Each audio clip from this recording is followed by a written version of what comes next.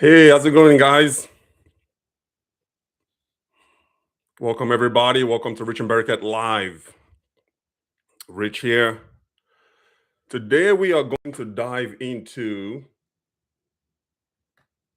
a very powerful topic and also a very powerful question. So, let me know you guys are watching from all over the world. Let me know. Are you in the US? Are you in Nigeria? Are you in the UK, Canada, wherever you are? Post in the chat. Let's make this an interactive session. So welcome, welcome. This is going to be a very interesting conversation that we're going to have today. The business impact of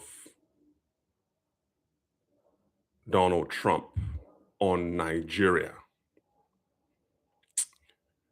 And the $64,000 question is it good or is it bad for business? And what does it mean for you? What does it mean for Nigeria? So let's go ahead and just get this one out of the way. I did not vote for President Trump. I voted for Harris. I voted for Biden. And I voted for Hillary. So does that mean that I don't like the president? Absolutely not. It doesn't mean that. I actually do like Donald Trump. You see, I don't have to not like you to not vote for you, right? And we're not making this about politics. This is not about politics. You see, I, like many Americans, when you exercise your constitutional rights to go out to the ballot and cast your vote to your preferred candidate, that is what makes democracy great. You see, I do what I want to do. I don't do things because people tell me to. I'm smart enough to be able to analyze and read through policies and see the direction that someone is going, and then I can make an informed decision on if that person's policies aligns with mine. You see, it's one thing to vote as a normal regular citizen, and then it's another thing to vote as an entrepreneur. Most people don't understand that. See, the moment you become an entrepreneur in a capitalistic environment, it changes your voting habits. Now, someone like me, as an entrepreneur, people will think, oh, well, the president of the United States is pro business. You should vote for him based on his pro business, America first policies. But I didn't make my voting decisions just solely on business. I made it, you know, for other things. Did I think that Harris was the best candidate for the job? No, I voted for her. And part of the reason is because she's a woman. In my lifetime, I got an opportunity to see an African American become the president of the United States. It may or may not happen in my lifetime, but at least would want to see a female become the president, a woman, sorry, become the president of the United States. So people make their voting. Plus, I have two daughters. So there's so many variables, right, that informs the way people vote. And it doesn't always have to be black and white. So we're not here to argue politics. It's not what we're here for. We want to talk about trade. We want to talk about the president of the United States' impact on Nigeria. But first, let's put this on silent quickly. Let me educate some people, not all, but some, on the market linkage or market relationship between Nigeria and the United States. So, we all know that the large concentration of Nigerian demographic is concentrated in Texas. So when I immigrated to the United States, I immigrated through Texas. Same, my father did the same thing when he moved out here in the 1970s.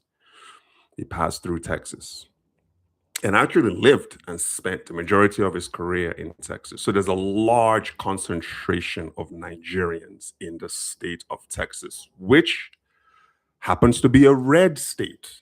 For those who don't understand US politics, you have blue states, that's more of the Democrats, and then you have red states, that's the Republicans. Texas has always been a red state. They skew Republican. They vote Republican.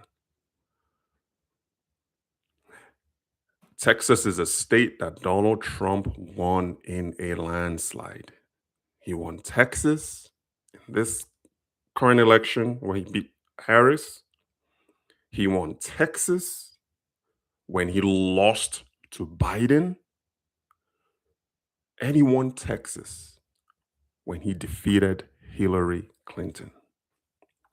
So Texas skews Republican, and the leader of the Republican Party right now is the President of the United States, Donald Trump.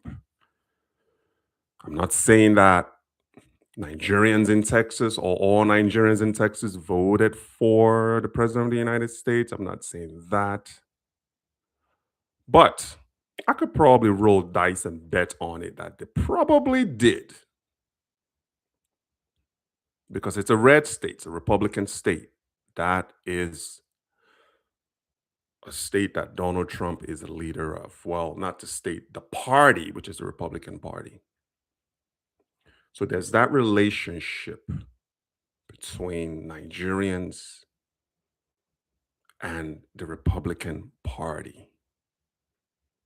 There's some Nigerians also in California. That's blue state. That's a blue state. That's more democratic. But then when you start going east and south, like obviously Texas is in the south, and then you have Atlanta. There's also a huge demographic of Nigerians in Atlanta that generally votes red, meaning they vote Republican. So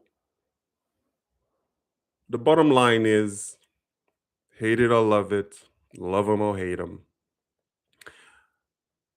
We have to respect the office of the presidency, whether you like the policies, whether you agree with the policies or don't agree with the policies. That's the beautiful thing about democracy is come election day, you can get out there and vote. And once you've voted, you are done. After that, you let the cards fall in where they may. That's just the way it is. So, that aside, let's look at some cases. Let's make a case on, we're going to do two. We're going to talk about why I feel that Donald Trump is good for business and why I feel that he may be bad for business. And then at the end of the session, we can put two and two together. And then you got to figure out as an investor, a Nigerian diaspora, looking into building a business or investing in Nigeria, you're going to have to answer to yourself, like, what, for me, is it good or is it bad when it comes to business? So we all know Donald Trump's, he's got a very pro-business agenda. It's always been like that. I mean, the guy's he's a billionaire. Some are saying is worth anywhere from like 3 billion to 15 billion dollars. Obviously, he's a lot richer now. His wealth has more than tripled or quadrupled since he's become president of the United States. Let's be honest. So prior he was what? Maybe $3 billion. Now people are saying it's worth maybe 10, $15 billion. So he's been very, very pro business, pro America first, and pro America manufacturing. That's what he ran on. The man does not like corporate tax for a reason because he owns businesses. The higher corporate taxes are, obviously it impacts his bottom line. So he's done, I would say he's gotten a few bills signed or a few laws, legislatures passed in favor of corporate tax, of cutting corporate tax. Right now it's about 21%. If you are a Nigerian business owner in the United States of America, is that good for you or is it bad? Would you rather pay 33% in corporate tax or would you rather pay 21% in corporate tax? See where I'm getting here? So before he's vilified, and again, I'm not just speaking specifically to Nigerian entrepreneurs in the United States, I'm also talking about Nigerians locally in Nigeria. A lot of Nigerians like Donald Trump. I don't know.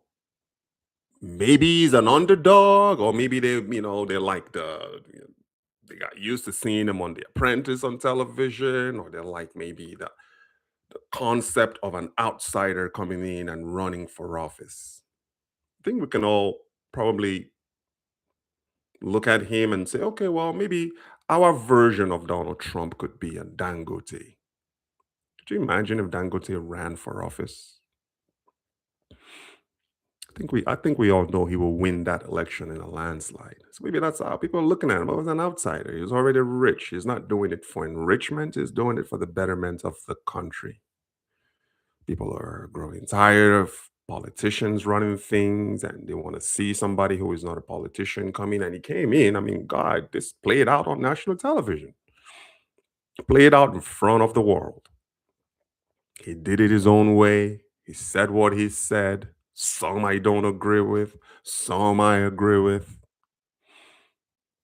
But ultimately, the American people went to the polls and selected Donald Trump as the president. Now remember, this go around, not only did he win the electoral college vote,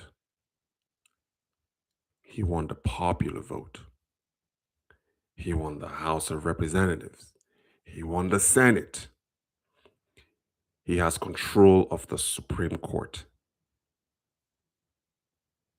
which is 60% Republican Supreme Court justices, 40% Democrats. So Donald Trump pretty much sits on top of the world right now. So before we complain, we're looking at this case studies of what would make him good for business. We're going to get to the bad, but let's focus on the good right now. So we talked about the corporate tax cuts as an entrepreneur. That benefits you. It benefits me. It benefits us having to pay lower corporate taxes. So, what does it mean when you save as a corporation or as a business owner? That means that you have more disposable income. See, now we're still making cases of why he may be good for business. So when you have more cash, you can invest more, right? When you make more money, what do people generally do? They send money home to Nigeria. So now we're looking at The remittances currently stands right now at about $20 billion a year. That's what Nigerians send home annually every year, every calendar year is what we send home.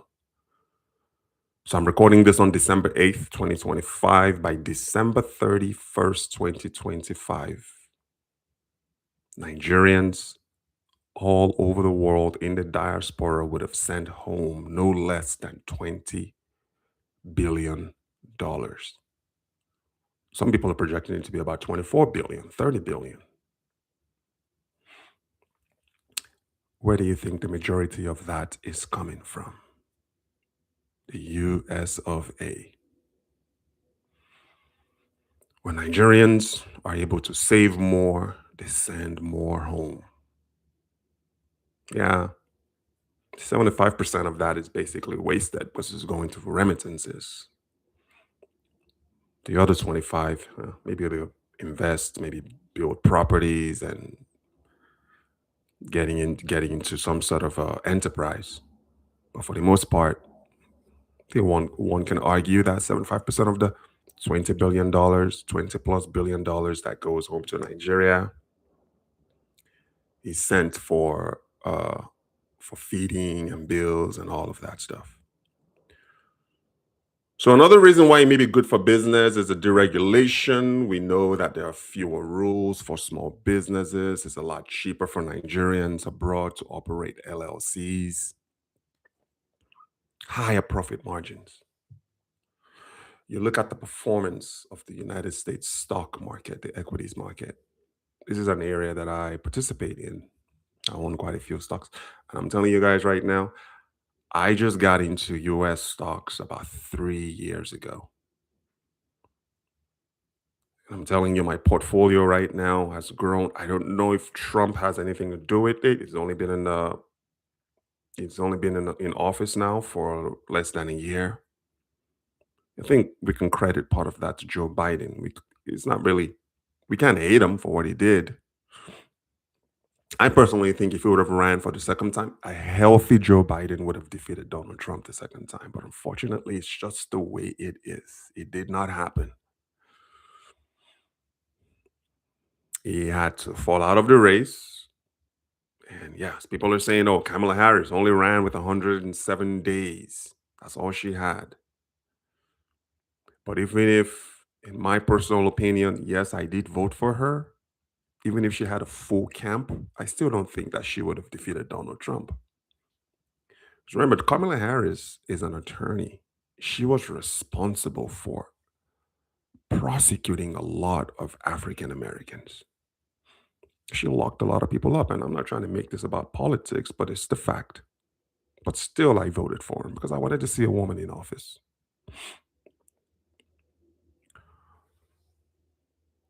So the stock market is great. When you look at the global supply chain diversification, you know that the United States and China right now, the world's factory, they have a love-hate relationship. We saw what happened with the tariffs, with China getting 100+% of tariffs slammed on their heads. We saw what happened with that. With that diversification also means that manufacturing would then start shifting away from China into other continents, of which Nigeria and Ghana are beneficiaries. Because guess what's happening right now? Because it's becoming harder and harder for China and the United States to do business. Guess what the Chinese are doing right now? They are moving their manufacturing factories to African countries. China is setting up manufacturing plants all across sub-Saharan Africa. Our beloved country, Nigeria, is on the top of that list, followed by Ghana. I know these things because I go to a lot of summits and a lot of trade shows. And I speak to a lot of Chinese manufacturers. That's where in order for them to be able to bypass some of these tax tariffs that they can get out of, they got to move to other regions to manufacture. So they don't have to. So you can see a Chinese product that's made in Nigeria is only going to pay 15% tariffs compared to a Chinese product I'm talking about a Chinese product that's made in Nigeria that's exported to the United States. The duty is only 15% compared to if it were made in China and exported from China. You see, it's the country of origin that they look at. What's the country of origin? They don't give a damn who made it. The United States is not going to sit there and say, well, this is made in Nigeria, but by whom? Was it made by a Chinese company? It doesn't matter. It's a company that's registered in Nigeria. The financiers could be Chinese. See, that is not what the United States is looking for. They're not looking for who's behind it. They're not looking for who's in the board of the board. All they care about is the country of origin. Where is it made? And they tariff you based on that. So this hat that I'm wearing, if this hat was made in China and exported from China to the United States, 100% tariff. But if it was made in Nigeria by a Chinese company and exported from Nigeria to the United States, you're looking at 15%. So that begs the question, is that good or bad for business? Is the Trump impact what it's doing globally right now, based on everything that I just explained? Nigerian manufacturing, remember that. There's generally a 1 to 10 ratio, meaning for every one Chinese employee on Nigerian soil, there are 10 Nigerian employees. That's generally the standard. So if a company right now is moving their operations from China to Nigeria, for every one Chinese national, there has to be 10 Nigerian workers. So is that good business for Nigeria or is it bad? See, we're removing sentiment out of this. We're removing emotions out of this. We are talking just strictly business.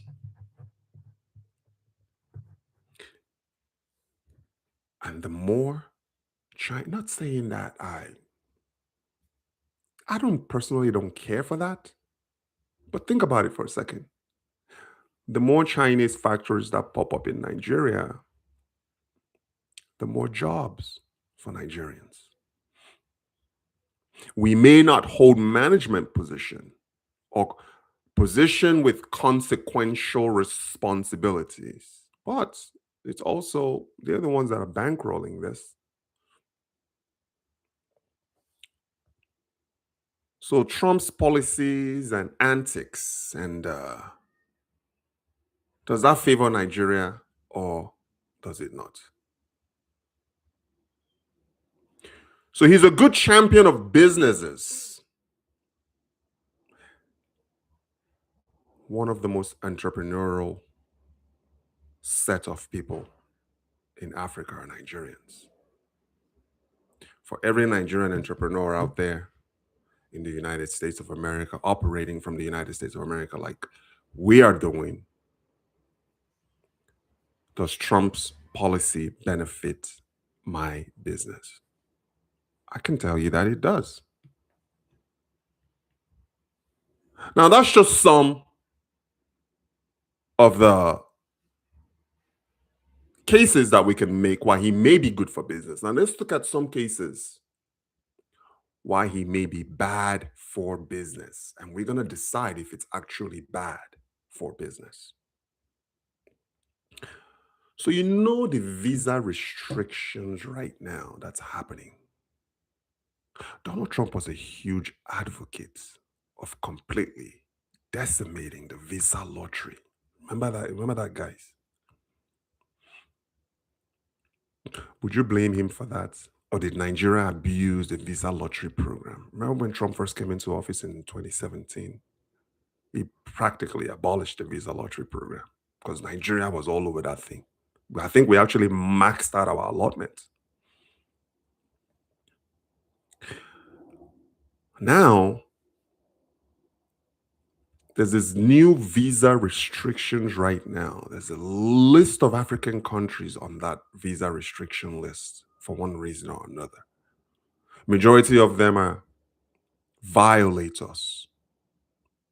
Africans that go on a visitation to other countries, to foreign countries, and they totally forget their exit date.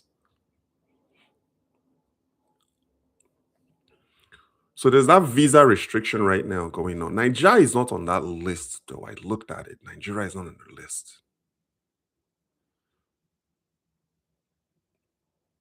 But it does affect it, though, indirectly. So that visa restriction is going to stop the migration of Nigerians. And the way it is right now with the brain drain, meaning some of Nigeria's best professionals, they are moving out of Nigeria for greener pastures. They're moving out of Nigeria to countries like the United States. Doctors will graduate, medical students will graduate from medical school, and then the next thing they want to leave Nigeria to go to UK and earn more. Even with the shortage of Nigerian healthcare professionals, we are losing them left and right. Some of the brightest minds in Nigeria are leaving. That is weakening our labor force. So when you look at a country's economic development, this is like economics 101. So you have land, you have labor, and then you have capital. Some people might think, oh, capital is by his money. I'm not talking about money. I'm talking about capital in terms of machineries and tractors and institutions and governance. Governance is capital. Do you know that? People think capital is just money. Constitutional laws, the protection of life and property. That is all capital. So you look at the visa restrictions right now that's restricting Nigerians from leaving Nigeria and migrating to the United States. Would you look at that as bad for Nigeria or good for Nigeria? I'm not saying don't migrate. I wouldn't be sitting where I am right now in Las Vegas, United States, if I didn't leave Nigeria. My dad was one of those that migrated in the late 70s and brought me in 1990. I'm a I'm a beneficiary. I'm a benefactor of that migration. So the question is, the restriction of visas on Nigerians coming to the United States is a double-edged sword, right? Because on one hand, when Nigerians are not able to leave and come to the US to work and send money home, is that bad for Nigeria? Are you getting where I'm going with this? Or is it a good thing? Depending on who you ask. So that slows the visa restriction on Nigeria, slows that expansion of Nigerians into the United States. So some may look at it that, you know what, this is bad, though. Nigerians are struggling, Nigerians are hungry. They should be able to have the right and the freedom to be able to travel anywhere in the world. See, same thing is kind of happening in the UAE. Remember, they banned Nigerians for a while and then they lifted the ban. And I think right now we're like almost like semi-banned in a way. because we tend to just go into all of these foreign countries and not follow their laws. For the most part, we'll overstay our visas. But we are not talking about UAE's business impact on Nigeria. We're talking about President Trump. So when you talk about Trump, you're talking about the United States of America's impact on the Nigerian economy. So is the visa restriction on Nigerians a good thing? Is it good for business or is it bad for business? So the trade matter, 15% tariffs compared to other countries is not that bad. But remember, oil is still not taxed. Oil is still zero duty. So every time that we send Nigerian crude oil to the United States, Nigeria doesn't have to pay the 15% tariffs that's imposed on other products. It was 14%. They added a point. Now it's 15%. So some will look at that. Is that a bad thing or is it a good thing? So the currency, let's talk about the currency stability. This is actually more of a President Tinubu play, though. I don't think that Trump had any direct influence on that. So when he came in and, we know what happened, he unified the currency. So instead of having multiple currencies with the black market and the central bank, the black market has their rates, the central bank has their rates. Tinubu was able to actually come in and unify the currency in Nigeria. So definitely, that's definitely a good thing. The unification of the currency, the reduction of global aid is another factor that some might look at and think that Trump is bad for business. Are we not beyond that point of foreign aid? I think the new conversation is trade, not aid. So for those who are dependent on foreign trades, like you said, I think the days of the West or the United States coming to the rescue are we not at that point now to where we could actually look at the reduction of foreign aid as a good thing? Doesn't that make us want to do more? Doesn't it make the lazy want to get out there and actually work? But then again, some may argue that the reduction of foreign aid is good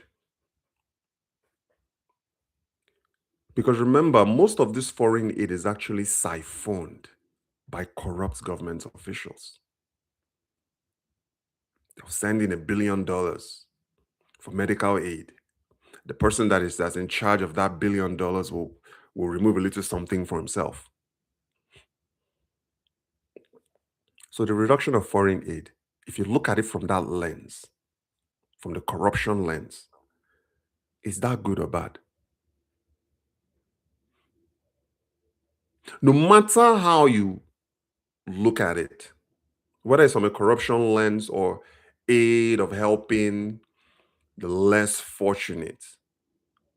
I mean, you look at a guy like, we're talking more like government aid, though. There's some private aids, like people like Bill Gates, that are helping with like polio or other things like that. We think that that's a good thing.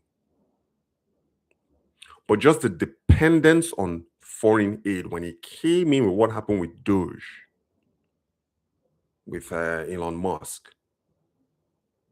and they were able to identify a lot of waste, a lot of things that US was spending money on. Majority of that waste was on African aid. So the reduction and the stoppage of African aid altogether in favor of trade, is that a good thing or a bad thing? We know that Nigeria right now, Donald Trump, according to what's his name, the Senate President of Nigeria, Godswill Akpabio, he said that Donald Trump is on his neck right now. So Donald Trump, talking about the insecurities of Nigeria, did he go overboard though? I think he went overboard. But that does not minimize the underlying issue of insecurity in Nigeria right now. So Trump is, with his bullhorn and with his platform, has put Nigeria on the global stage lately. So much that the Senate president, the number 3 guy in Nigeria, is saying that Trump's foot is on Nigeria's neck right now to address insecurities. The spotlight is on insecurity by Donald Trump. Is that good or bad for Nigeria? Would you look at it and say that Trump is meddling in Nigeria's affairs?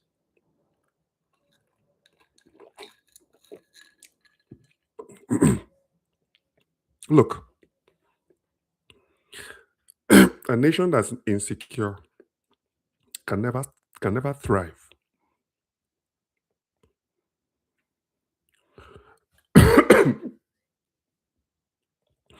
A nation that has criminality or perceived like Nigeria is, like the world perceives Nigeria, we've sort of like beaten the 419 stigma. People don't really see, occasionally you get the Nigerian prince thing. I was watching a movie yesterday called Troll. You guys go and see that Troll. It's on Netflix. It's a Norwegian film that's subtitled in English. So there was a particular scene there where one of the characters was talking about the Nigerian prince. I'm like, I laughed a little bit. So I think we've sort of like moved on from that Nigerian prince thing.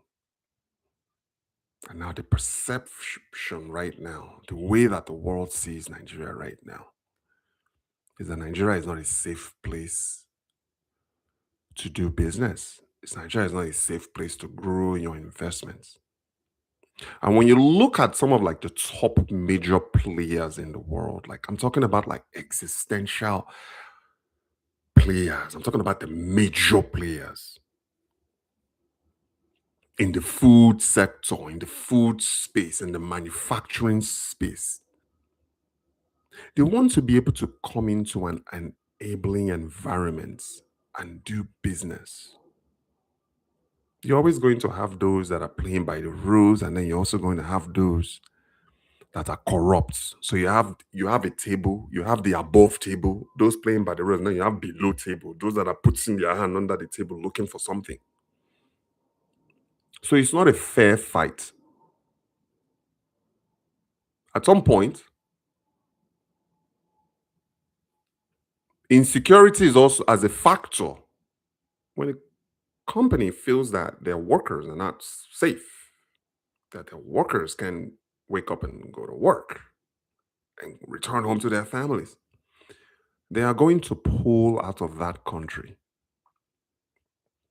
But the cool thing about Nigeria is, yes, some companies are leaving, but also some are entering. But when you have a situation right now where insecurity, in addition to corruption, leads to the exit of top companies, and then you have somebody like Donald Trump saying, fix the insecurity issue.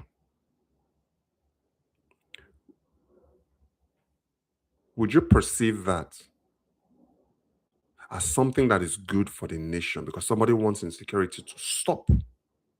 So that Nigerians that are afraid to go to Nigeria and do business and invest can actually go to Nigeria and do. Don't you know? Doesn't that benefit? Won't you look at that as a good thing? And then on the other hand, you may have some people saying that move, you see, now they're calling it an invasion. Those that are that are uneducated on how invasions work. Oh, he's meddling. He should leave Nigeria alone. He's overstepping his boundaries. He should just focus on America. See, to those people, that's bad for business. But to somebody like me, it's actually good that he's talking about these issues. That's causing, when you address like a high risk situation, it causes not only internal decay, but it causes people who are abroad, who are, for instance, Nigerians in the diaspora. Because if you think about it, exports doesn't, exports adds to GDP of a country. Imports actually subtracts from it. So every time Nigerians come home, whether it's this dirty December that you guys are going to, or they are investing, or they are coming into the country and buying things, you see, that is exports. That is not imports. Because that adds, because they are spending the foreign currency in Nigeria, but they have to have an enabling environment for them to be able to do that. So overall,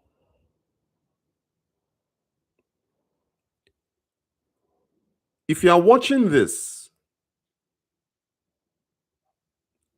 is Trump good for you? Is Trump good for your business as a Nigerian? Is Trump helping it? Or is he hurting it?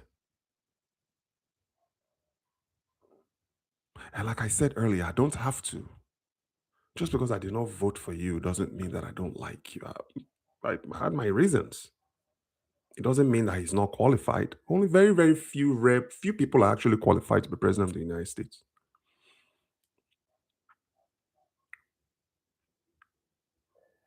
The bottom line is, he's the president. And me personally, no, I'm asking this. As far as like Trump's policies, because I was honest with you guys I didn't vote for him. I don't know if Harris, let's say if Harris would have won, would our policies favor me? But it is what it is. Trump is in place.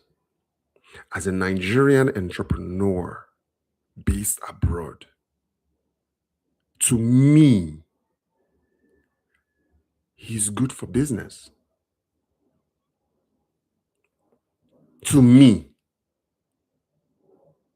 But we can agree, if to you he is bad for business, and to me he is good for business, I think we all can agree to be right in the way that we say things.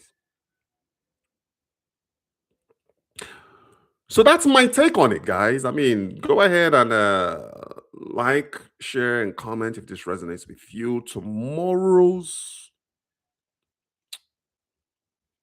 podcast, I'm going to post it after this. It's going to be scheduled for tomorrow at 12 p.m. Pacific time, 9 p.m. Nigeria. It's going to be based on Dangote. Is Dangote doing too much? It seems like Dangote right now is optimizing for becoming the biggest oil refinery in the world as opposed to becoming the best. Is it just because you are the biggest doesn't make you the best? Should Dangote pump the brakes? I'm okay with ambition, but I just feel like lately, all he's been talking about is we want to be the biggest, biggest, biggest, biggest, biggest in the world. Quality is what people want, not size. So we're going to analyze Dangote's new push for becoming the biggest oil refiner in the world by all means by 2030 on tomorrow's podcast. So please be sure to tune in for that. If you're watching this, you have not subscribed, subscribe so you are notified when I post, when I schedule that session for tomorrow. And I hope that you tune in with me, tune in on that, and let's talk about it.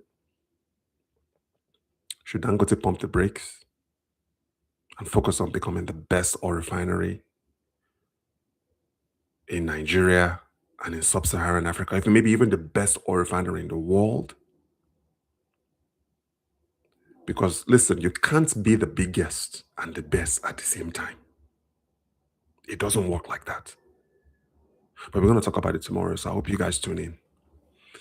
Let me look at some of this. Slaja 41322. Unlike Obama, Trump is not in Africa promoting alternative lifestyle.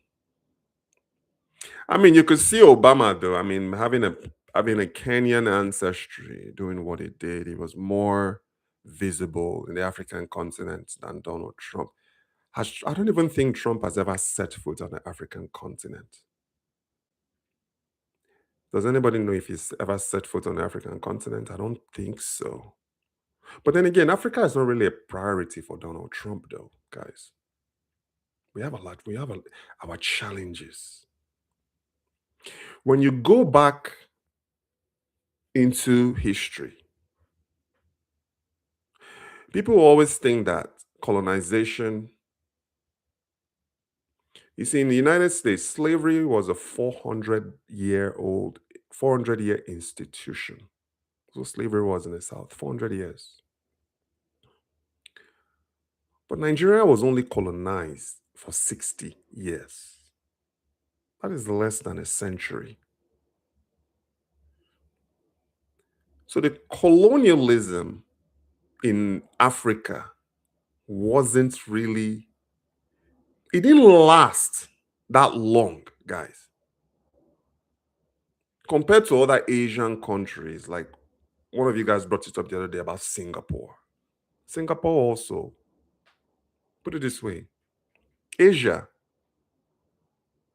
in 1960, Asia and Nigeria, I'm talking about the Asian countries, and Nigeria were literally at the same place, same situation. Look where all the Asian countries are today. What is really the problem with Africa? I don't think that Trump is going to come and turn Africa around. I don't think so. We have a lot of issues. We have geographical issues. When you look at the map of Africa, the way Africa is mapped, when you see sub-Saharan Africa, and then you see the Sahara Desert.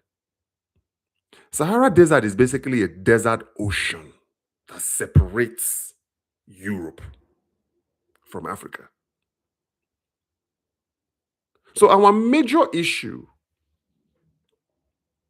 we have a lot of geographical challenges, guys. Look at all of the countries in Africa, 56 countries, maybe 54, 54, 55, 56. Multiple different languages, all different structures. Africa has its challenges. I mean, you look at what's happening right now with what happened this week or last week with the Benin Republic coup d'etat that was foiled by Nigeria. So you look at Nigeria, the way Nigeria is situated in Africa. So you have at the top, we have Niger. On the west, we have Benin Republic. And then on the right, we have Cameroon. So why did Nigeria get involved in foiling and stopping the Benin Republic coup d'etat, but not get involved in stopping the Niger coup d'etat? The two countries, we share borders with them. It's because of the importance of the coastal country. You see, Benin Republic is a coastal country. So you got to have the coast for international trade. Niger is landlocked in the Sahel. They're just okay, well, if you guys want to go and do your coup for us, that's fine, but you're not going to come and do it here. because that's a strategic. Benin is a strategic partner to Nigeria, not so much Niger. So had we allowed the coup, the Benin Republic coup, to stand, man, you're talking about Donald Trump. That would have been disastrous for Nigeria. And that is why we swung into action fast. And I just found this out yesterday because President Bola Tinubu put it out there. It was the Nigerian Air Force, Nigerian military that actually went in there and stopped the Benin Republic coup d'etat.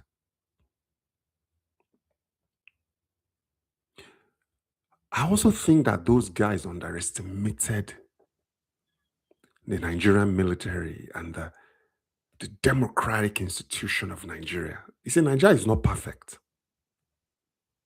You see, we could not have allowed it now because now, imagine, above us, Niger is under dictatorship rule. And then on the West, had this thing happened and gone through, what's his name? Benin would have been under a dictatorship rule, which leaves Nigeria and Cameroon. All it takes is for Cameroon to go. And then Nigeria is sandwiched between nations of dictatorship. So we just couldn't allow that to happen. And that would not have been a good look for Nigeria either. You think Donald Trump is tough on Nigeria right now? Imagine if Nigeria would have allowed the Benin Republic coup to happen. Talking about that foot on your neck that Akpabio talked about. It would be a lot worse. So I'm glad that Nigeria actually stepped up amidst all of our internal challenges to put down our foot and say no. We will deal with your situation in the ballot box. We just can't have it. My entire childhood was filled with coup d'etat after coup d'etat after coup d'etat. That was my entire childhood. From Buhari to Babangida to Abacha. That shit sets African nations back decades. Because you are basically swapping a system that is not working for another system that won't work. Name one nation that's been under dictatorship rule that has thrived. They just don't exist. Unfortunately, it's just not the way it works. And also, you are just as good as your neighbors. Imagine if you have a criminal next door. The one above you is a criminal. The one to your left is a criminal. The one to your right is a criminal. Imagine. So I'm glad that Nigeria did the right thing for stepping up and helping to foil the Benin Republic coup d'etat, which is actually commendable because the United States they'll look at Nigeria, maybe even Trump will look at Nigeria. Okay, this is a country that's actually taking a step to not allow such cancerous takeovers as their neighbor. Trump is going for business owners trying to break into the upper middle class, but not for those trying to break into the rich upper class. Well, what's wrong with that now? You see, you just can't go from lower class straight to upper now. So we need a middle point. We need a middle ground. You gotta go like this. Not like a hockey stick effect. MKO Abiola was our own Trump. Well, back in the day, I remember MKO Abiola. I actually grew up. I was a kid though in 1992 when that whole, I think I was like 13 or 14 years old when that whole 1992 thing happened. But you know, MKO, it's a very, was he our own Trump at the time, yes. But can somebody explain to me? You see, it takes 3 generations to destroy a legacy. MKO's family is broke. A name that was synonymous with nationalism and wealth.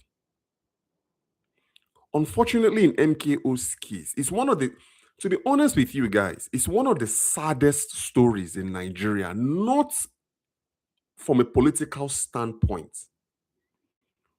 but more from a legacy standpoint. Because nobody was able to take that name and compound it. All those kids, all them wives, all those companies. At one point, MKO was the richest civilian in Nigeria. And to just see that family legacy completely wiped away in what? So 92, that's like what, 3 generations? That's usually what it takes. Now it's like, you mentioned MKO, the MKO family is like, okay, Abiola family, okay, they are nothing. I think that can probably go down as one of the saddest cases or stories in Nigerian history, is what happened with MKO Abiola's wealth after he died. He little something for himself. Rich, they remove 998 million and spend 2 million. Even the subcontractor would take it, I guess, stale. So I don't know what that means. Leaving about 1 million left. You see, that is the thing now. So when you guys see all of these politicians driving Rolls Royces, I mean, Inyesom Wike came out the other day and said that he drives a Rolls Royce. How much does a Nigerian politician make? They don't make that much. The average United States senator or House rep, like the Nancy Pelosi's and all those guys, they don't make more than $200,000 a year now. I'll probably say most of them average about $175,000 a year is what they make. They are not in it for the money, but they are in it for the connections, though. They do get to, at least at the end of it, you don't make a lot of money as far as like your wages goes, but you make a lot of connections. Maybe you sell books, you use your time in office as a platform for you to grow your business. But in Nigeria's case, when was the last time Inyesom Wike sold a book? How much is he making a as a FCT minister? Is he even making 10 million a month? Isn't that what they make in Nigeria? Those they make about what, 8,000. So most of them make like $10,000 a month is really what they make. Like Akpabio, the Senate president, does not make more than $10,000 a month. So multiply that by 12. So it's probably maybe hovering at about $120,000 a year. Okay, explain now where that Rolls Royce came from. You see, it's a financial aid. Most of them, that's what they do. That's where they take that, siphon that money from. Just to aids come in, they'll, like he said, they'll pocket some for themselves, and then the rest they'll share. So he's saying, is that a good thing for Nigeria that you got a guy like Donald Trump coming in and saying, okay, we're going to stop the aid. If you want to be wealthy, if you want to do business, go ahead and trade with us. But then again, what does Nigeria really trade? What does Nigeria really manufacture that the world can use? We don't really have any industries in Nigeria.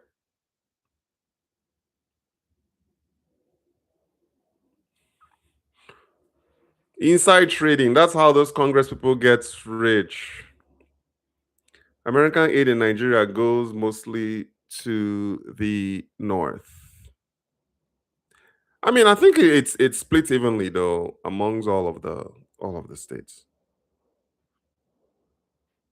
There's no data or info or proof that says that American aid goes in Nigeria goes mostly to the north. I mean, could you argue that most of our leaders are northerners? I mean, but I still think that it splits. But I feel like in general, though, as a nation, we just need to get into producing something of quality, something that we can actually sell outside of Nigeria. Nigeria doesn't really, we don't patent anything. We don't own any technological patents. We don't own any product patents, really. We don't really have a maintenance culture. I know that we just did something with the aviation. There was like an aviation convention that just happened recently in Abuja. I don't even know why they're doing that. Look at the way the airport is right now. Sometimes you just kind of wonder what the priorities are. Do we really need to put together a convention, an aviation convention, or can we use that money and do something like improve airports and put air conditioning inside commercial buildings and things like that? All right, guys. So that's it. Hey, Laja 4132, thank you for your time. We will, like I said, we'll talk tomorrow regarding the Dangote matter. So I hope you guys tune in for that. I want you guys to have a wonderful day and be sure to like, share, and comment if this resonates with you. And I will talk to you guys another time tomorrow. All right. All the best.